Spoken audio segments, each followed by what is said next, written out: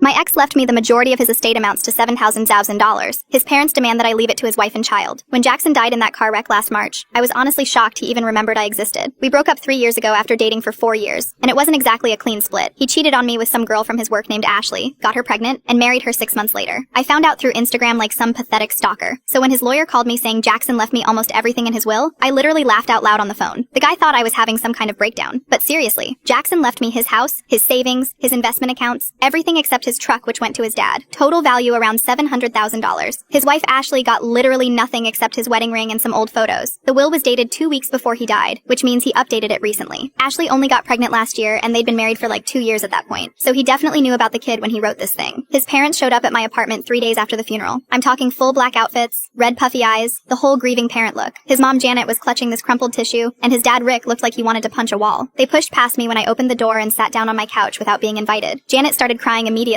and told me how Jackson made a terrible mistake. She said Ashley was struggling to pay rent on their apartment and the baby needed formula and diapers. Rick just kept shaking his head and muttering about how Jackson wasn't thinking straight after his concussion from football. Then they dropped the bomb. They wanted me to sign over everything to Ashley because it was the right thing to do. Janet literally grabbed my hands and said Jackson would want his son taken care of. She kept calling the kid Jackson Jr., even though I'm pretty sure they named him something else. I told them I needed time to think about it, which was complete BS because I'd already made up my mind. They left me their phone numbers written on this little piece of paper from Janet's purse. Here's the thing nobody knew about Jackson. He called me 2 months before he died, completely drunk at like midnight. He was crying and telling me how Ashley was cheating on him with some guy from her gym. Said he found text messages and everything. He wanted to get divorced but was worried about losing custody of the kid. He also told me Ashley had been stealing money from their joint account to buy stuff for this other guy. Designer clothes, expensive dinners, even paid for the guy's car repair. Jackson found out when their mortgage payment bounced. So when his parents left, I did some digging. Turns out Ashley moved in with the gym guy literally 1 week after Jackson's funeral. Posted photos of them together on Facebook with captions like starting fresh and new beginnings. The baby was in some of the pictures sitting on this random dude's lap. I called Janet and Rick and told them to meet me at a coffee shop downtown. When they showed up, I had printed out all of Ashley's social media posts. I spread them across the table like I was playing poker. Janet's face went completely white when she saw the pictures. I told them Ashley was already shacked up with her boyfriend and probably had been cheating the whole time. Rick got so mad he stood up and knocked over his coffee cup. Other people in the coffee shop started staring at us. Then I told them about Jackson's phone call and how Ashley had been stealing money. Janet started crying again, but this time she seemed more angry than sad. She kept saying she knew something was wrong with that girl. I explained that Jackson left me everything because he knew what kind of person Ashley really was. He probably figured I'd actually use the money responsibly instead of spending it on some random boyfriend. Rick asked if I was planning to keep it all for myself. I told them I was keeping the house and enough money to pay off my student loans, but I'd put the rest in a trust fund for Jackson Jr. The kid could access it when he turned 18 as long as he wasn't a complete screw-up. Janet stopped crying and actually smiled for the first time since they'd shown up. We set up the trust fund through Jackson's original lawyer. Ashley tried calling me when she found out, screaming about how I was stealing from her son. I hung up on her and blocked her number. She even showed up at my house once, but I